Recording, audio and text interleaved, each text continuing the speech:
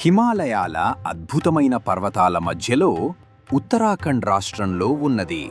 భారతదేశంలోని అత్యంత పవిత్రమైన క్షేత్రాలలో ఒకటి బద్రీనాథ్ ధామ్.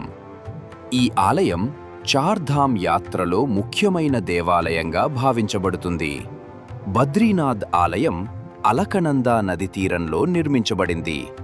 ఈ దేవాలయంలో ప్రధానంగా పూజించబడే దేవుడు శ్రీ మహావిష్ణువు. ఇక్కడ ఆయనను బద్రీనారాయణ స్వామిగా పిలుస్తారు.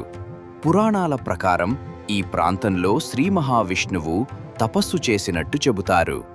ఆ సమయంలో ఆయన భార్య మహాలక్ష్మి ఒక బద్రీ చెట్టు రూపంలో నిలబడి విష్ణువును కాపాడిందని కథ ఉంది. అందుకే ఈ ప్రాంతానికి బద్రీనాథ్ అనే పేరు వచ్చింది.